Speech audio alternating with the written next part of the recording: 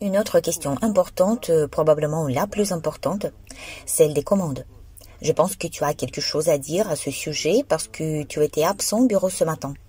Dis-moi pourquoi. Je ne sais pas si tous ces noms, ces sociétés, etc. peuvent être déclarés. En général, je peux expliquer ce qui se passe. Je pense que cela devrait être clair pour tout le monde. Au fil des ans, de nombreuses entreprises ont annoncé qu'elles construiraient des dirigeables.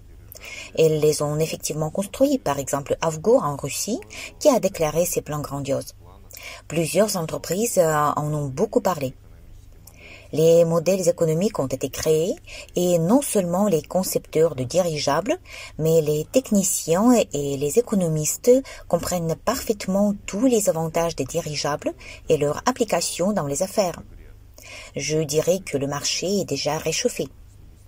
En ce jour, j'ai rencontré des représentants d'une entreprise de logistique qui, sur la base de son expérience de travail avec les concepteurs de dirigeables, depuis 6 ans, développe des flux de transport, de l'économie, etc.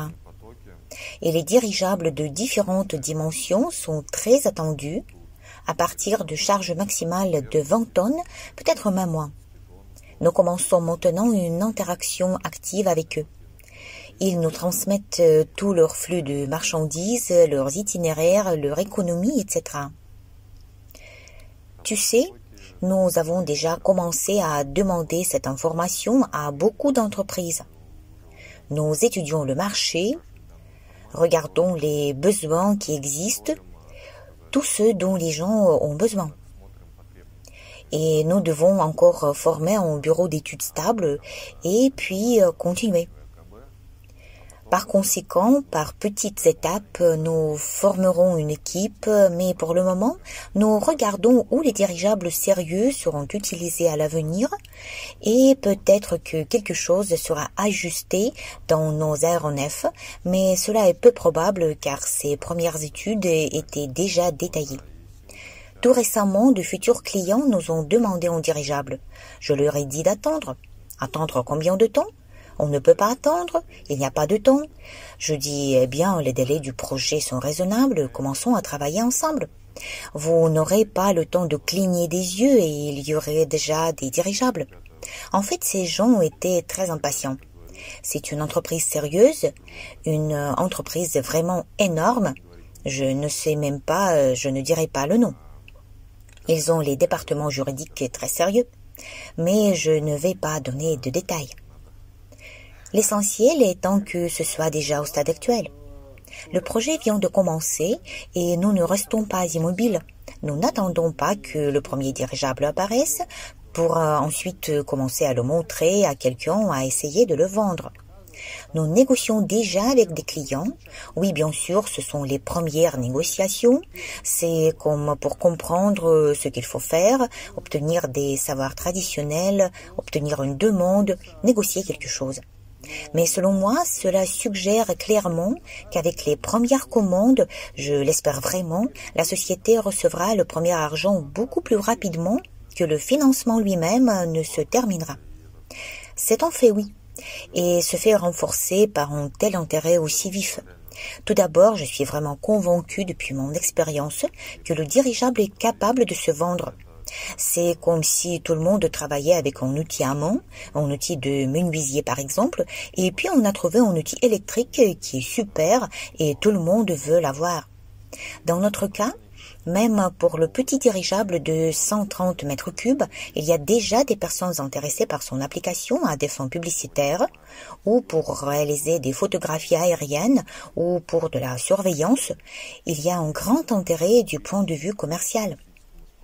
En ce qui concerne une version touristique de 2000 mètres cubes, nous avons déjà des demandes de plusieurs aéronefs, tout comme pour celui de 8000 mètres cubes. Cette société dont je viens de parler s'intéresse également à un dirigeable de 32 000 mètres cubes et le plus important est que les flux de marchandises ont déjà été estimés. Nous avons une tâche concernant un aéronef de charge maximale de 60 tonnes dans notre pays. C'est une tâche ambitieuse aussi. Il y a une société de conception qui est engagée dans sa réalisation. Elle s'occupe de la conception technique et il ne voit pas d'autre solution que des dirigeables. Nous avons déjà discuté avec eux.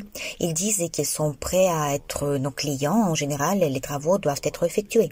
Si vous pouvez le faire, alors faites-le. Les délais ont été fixés et nous avons déjà commencé des études préalables de conception, des méthodes de capture de marchandises, de l'installation, etc. Eh bien oui, tu as émis une idée intéressante en fait. En effet, en général, dans le monde et dans d'autres entreprises, même grâce à divers écrivains pour enfants, dont on est venu récemment à notre bureau, il y a déjà cette idée que les dirigeables sont nécessaires. C'est important, c'est rentable, c'est intéressant. C'est dans la tête des gens. Cependant, il semble que maintenant, au moins en Russie, il n'y ait personne pour satisfaire cette demande évidente. Tout est beaucoup plus grave. Il n'y a personne dans le monde pour satisfaire cette demande. C'est très bien que les Chinois aient commencé, mais ils ont commencé à remplir le marché touristique. Je suis sûre que les dirigeables touristiques vont se transformer très rapidement. Très probablement en Chine, ce seront des dirigeables de construction ou militaires ou autres. Et c'est bien que d'autres entreprises apparaissent également dans le marché. Cela prouve que nos idées ne sont pas folles. Nous allons dans la bonne direction. D'autre part, beaucoup ne font que parler et peu de gens avancent réellement. C'est comme ça. Comme si le marché d'une part se réchauffe et d'autre part les gens sont déjà déçus et en attente. Eh bien, quand va-t-il en faire apparaître? C'est pourquoi, sans déclaration bruyante, nous passons simplement à la création, à la démonstration et ainsi de suite. Eh bien, tu sais, une fois tu as dit une chose importante. Beaucoup d'entreprises font des dirigeables, mais ils choisissent la variante quand ils veulent faire en aéronef, gagner de l'argent ici et maintenant, et l'avenir ne les intéresse pas trop. Et nous avons un chemin différent. Aujourd'hui, tu ne l'as pas dit, mais dans d'autres émissions, je l'ai vraiment aimé. On fait une sorte d'usine Ford. La tâche n'est pas de construire une voiture, mais de créer un convoyeur.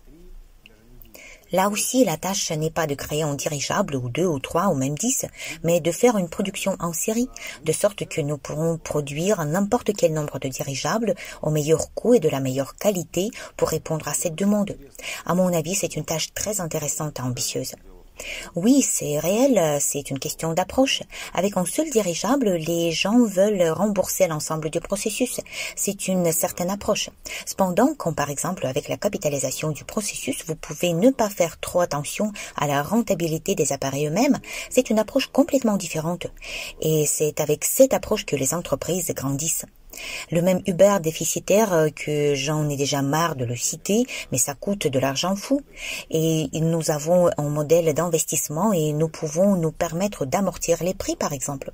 Bien sûr, on ne va pas le faire à perte, personne n'en a besoin. Mais avec les dirigeables, on ne va pas perdre. Ce sont à eux seuls des aéronefs rentables dont nous aurons beaucoup d'avantages.